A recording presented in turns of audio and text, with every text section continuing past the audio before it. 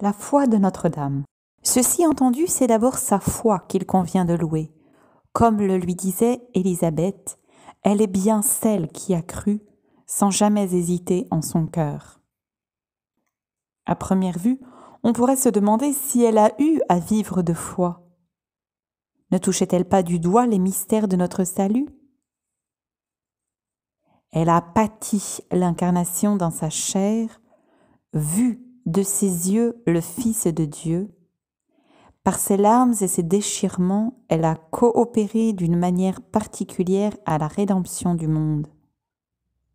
Certes, mais vivant ces choses divines du dedans plus que personne, elle s'est trouvée aux prises avec leur mystérieuse obscurité. Dès l'Annonciation, sa raison est dépassée. Comment cela se fera-t-il ? Inspirée par le Seigneur, elle a sans doute fait le vœu de garder sa virginité. En tout cas, elle ne connaît point d'homme, et voici qu'on lui annonce d'en haut une maternité future. Devant cette apparente contradiction de Dieu avec Dieu, la Vierge ne connaît qu'une attitude, celle de la foi. Elle adhère à la parole divine, qu'il me soit fait selon votre parole. Et par sa foi, comme Abraham, elle mérite l'accomplissement paradoxal de la promesse. Toujours vierge, elle devient mère. Comblée soudain par la présence de ce petit être qui reçoit tout d'elle pour lui donner tout, inondée par la lumière du Verbe, Marie continue à vivre à l'ombre de la foi. Elle n'avait pas la vision béatifique. Comme nous, elle ne connaissait Dieu que par ses rayons réfléchis dans le miroir de la création, par les paroles qu'il avait adressées aux prophètes ou par les intuitions surnaturelles qu'il lui donnait. Mais si la foi de la Vierge était de même nature que la nôtre, on la devine incomparablement plus claire.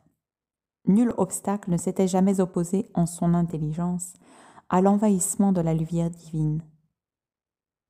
Celle-ci la pénétrait de part en part, s'imposait à elle malgré son obscurité, avec la force et la sécurité d'une vision. Le mystère n'en était pas évacué pour autant. La naissance de l'enfant Dieu a lieu au hasard d'un recensement, dans la nuit, le froid, la pauvreté, le silence. Dieu se fait homme, l'esprit lumineux, prompt et fervent, s'unit à la chair lourde et obscure, son antagoniste. Il apparaît en ce qui le voile. Comment la Vierge, au sein même d'une paix immense, n'aurait-elle pas éprouvé jusqu'au vertige dans la nuit de Noël tout ce que l'incarnation a d'insondable ? Comment ne se serait-elle pas réfugiée dans sa foi immense et pure pour se tenir à la mesure du don de Dieu ?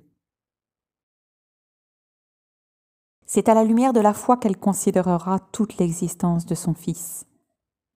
Ne comprenant pas certaines choses, comme la démarche de l'enfant au temple, elle communiera aux raisons secrètes de Dieu qui les justifient. La vie publique du Seigneur ne sera pas moins mystérieuse, et par certaines paroles du Christ, certains de ses gestes, et par l'endurcissement du grand nombre, l'échec grandissant de l'œuvre. Mais la foi de Marie, stimulée, pour ainsi dire, par les démentis que la réalité paraît lui opposer, ira sans cesse grandissante. Jusqu'à la fin, elle sera celle qui croit, jusqu'au pied de la croix. Ce scandale de la croix, avec lequel les hommes se sont si lentement familiarisés, Marie en a subi le premier choc, en un temps où les assurances extérieures manquaient.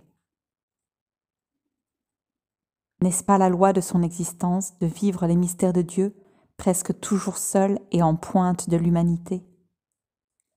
Elle est celle qui fraie la route. Comme le disait sainte Thérèse de l'Enfant Jésus, elle n'a pas eu de sainte Vierge à aimer. C'est une telle douceur de plus pour nous, une telle douceur de moins pour elle. Marie a dû croire seule aux paroles de Jésus. Élevée de terre, j'attirerai tout à moi. Alors qu'elle le voyait un objet de répulsion pour tous. Tollé, tollé. Elle a cru que s'accomplissait le salut du genre humain au moment même où il se rendait coupable de déicide. Elle a cru que cette sanglante tragédie n'était que l'envers du trop grand amour du Père livrant son propre Fils pour racheter ses enfants d'adoption. Elle a cru tout cela en un moment où le monde, lui, se trouvait sauvé à son insu. La parole de Dieu, en cet instant, comme en toutes les grandes heures de son existence, a été son seul soutien, sa seule force. Durant les longues années qu'il lui fallut encore demeurer sur terre, elle a vécu de cette parole conservée en son cœur et sans cesse méditée. Son propre Fils, elle le demandait alors à un autre, au prêtre, qui avait désormais pouvoir sur son corps, et elle le rencontrait dans l'invisible.